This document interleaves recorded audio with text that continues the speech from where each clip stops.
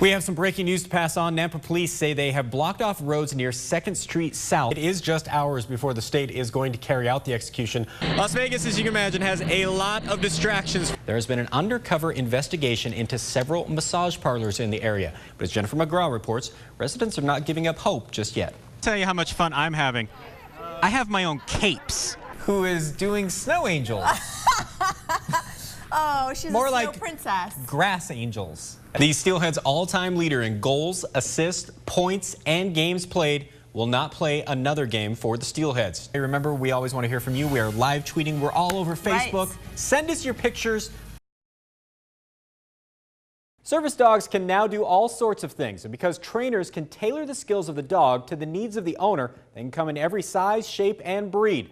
But that can cause confusion for business owners who aren't clear on the laws. Oh, that's one big service dog.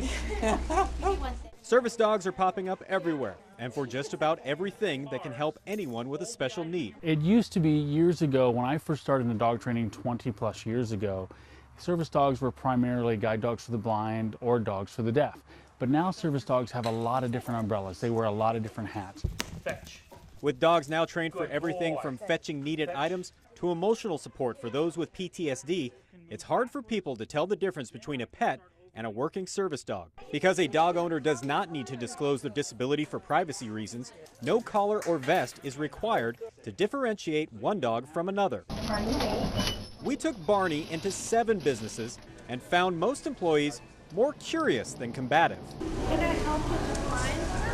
The response we got was positive, but it doesn't stop the calls from coming into the Idaho Human Rights Commission. If someone needs a service animal in order to access services, then they should be allowed to use that service animal as they go about their business of doing that.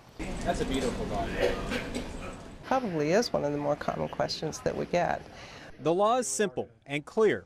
A business owner can only ask if that is a service animal, and then they can ask what service the animal performs. But that opens the door for abuse as well. In Idaho, there are no licensing or registration requirements for professional dog trainers.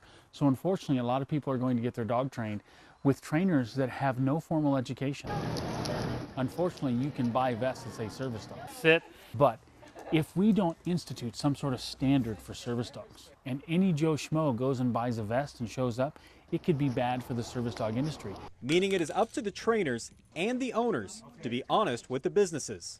Look how big he is. If a dog is disruptive at a business, then they can be asked to leave, but it doesn't mean that they can deny that person's service. Last year, the Idaho Human Rights Commission received 6 complaints. Only 2 dog owners chose to file a formal complaint. Most of the issues between businesses and man's best friend are handled with a simple explanation. It usually solves the problem the first time we call. Thank you.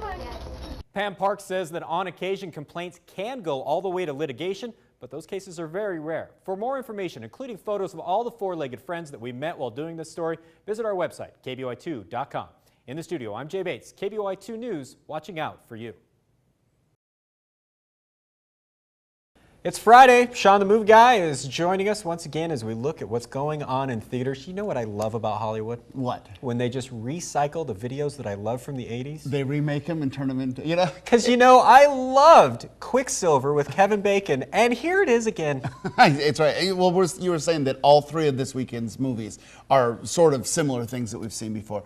But I do understand that. I mean, a lot of times, these films that you may have seen when you were young, you know, for example, Duel, we're going to talk about that with regards to Hit and Run, that is something that kids probably haven't seen. And teenagers are still the same kids that are going to go see and drive these movies. Can you really make Quicksilver better in Premium Rush? No. And we're done with that. Hey, look, so we are obviously at the end of summer here. So we have 3 entries this week, all of them, quite frankly, pretty mediocre. Premium Rush, Joseph Gordon-Levitt plays a bike messenger. He has to deliver a package. This shady guy, Michael Shannon, comes up to him and says, hey, I need that package back. And he says, no, I can't do that. Suddenly he finds the bad guys chasing him, trying to stop the delivery of this thing. Look, it is pseudo-action. It is nice to see Joseph Gordon-Levitt. I think he's a great actor, but I don't think he's doing anything special here. He's trying to sort of get more action-y, and I could care less. You know what I find interesting? there are no bike messengers anymore because everybody sends PDFs. Exactly. Anyway, so the next one, again, I love this movie when they called it Duel, but now they're going to do it with a sense of humor. It's sort of a sense of humor. And this one is Hit and Run. Story of a young couple living in a small town in California. He's actually in the witness protection program. He was involved with the bank robbery. His girlfriend, Kristen Bell, is she gets a job offer, so they hit the road in their Lincoln, and you know, suddenly the former partners, the former bad guys are chasing him. The U.S. Marshal is chasing him. A jealous ex-boyfriend is chasing them. It is a weird mix of comedy and action. And I don't think it works very well because it doesn't ever spend enough time in either genre to tonally turn into a good comedy or a good action. Kind of trying to go down that Pineapple Express route and miss. It doesn't work. Yeah. It's interesting. Dax Shepard and Kristen Bell are a real-life Hollywood couple, so there is some nice chemistry there. And it feels like a bunch of buddies got together to do a movie. There's some value to that, but I just think it's sort of a middling film. And finally, I loved it when they called it Poltergeist. Yes, The Apparition. And this one I think is a little different from that. Story about a bunch of college parapsychology students who... Oh, so it's Ghostbusters. No. Yes, right.